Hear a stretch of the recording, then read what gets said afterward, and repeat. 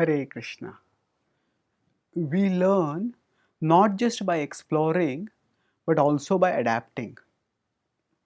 Sometimes, when our life is more or less going along predictable routines, we may feel bored. We may feel that, oh, such a structured life doesn't allow me to explore. It doesn't allow me to learn anything new. That's why my life is becoming very boring. Yes, at one level, exploring new things can enable us to learn more things. But that is not the only way to learn.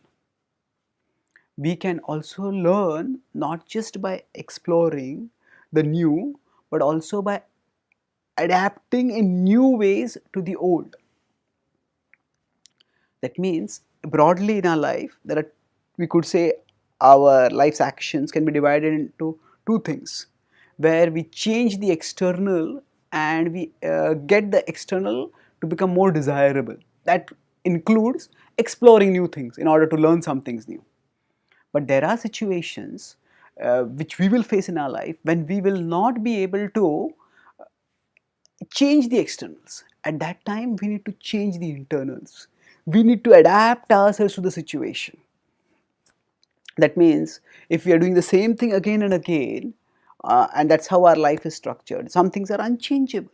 So at that time, we can go inwards and we can understand ourselves better, adjust ourselves better, realize ourselves more. So even for learning something new, sometimes we have to not just go to a new experience externally, but we have to go to a new level of consciousness internally. In the Bhagavad-gita, Krishna tells Arjuna in 2.13 that his core identity is not material but spiritual. Dehinosmin yatha dehe kaumaram yauvanam jara tatha dehantara praptir dhiras tatra namuhyati. This is what 2.13 in the Bhagavad-gita tells. Now, at this point in the Gita, this is new knowledge. Arjuna has not talked about the Atma till now. Krishna has introduced the Atma in the discussion. But after introducing the Atma, Krishna doesn't tell Arjuna that he has to do something radically new to realize the Atma. Krishna doesn't tell Arjuna that, oh, that you have to go to jungle. You are not the body, so you are the soul, and you shouldn't live in the material world. Renounce the world. The next verse tells Arjuna to adapt himself to the material so that he can focus on the spiritual. So 2.14 is Matra Sparshastu Kaunteya Shitoshna Sukha Dukkhadaha Agama Paino Nityas Tam Stitikshasva Bharata. So Krishna says that Agam Apaino Nityas, that there is a beginning and there is an end. In this way it's temporary. Tam Stitikshasva, therefore tolerate it.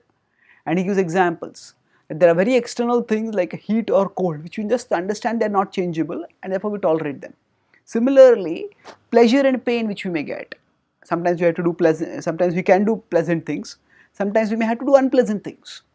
But being willing to do unpleasant things, that is the way Krishna is telling Arjuna, you can internalize the knowledge that you have acquired.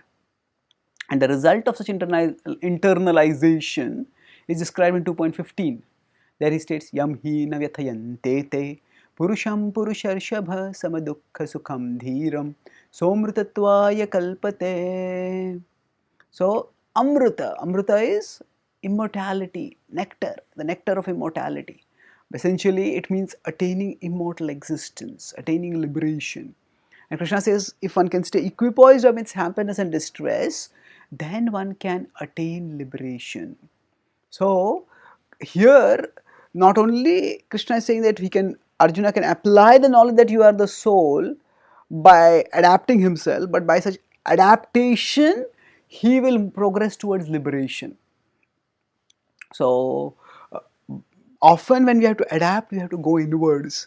And then when we go inwards, we discover inner levels and layers of strength or ability or even existence that we were not aware of. So what applies for ultimate spiritual realization of the self, just learning to tolerate externals, that can apply even in our day-to-day life. By accepting the unchangeable externally, we can focus on changing what we would not have otherwise changed internally. And so we can learn and grow even by adapting. not just by exploring. Thank you. Hare Krishna.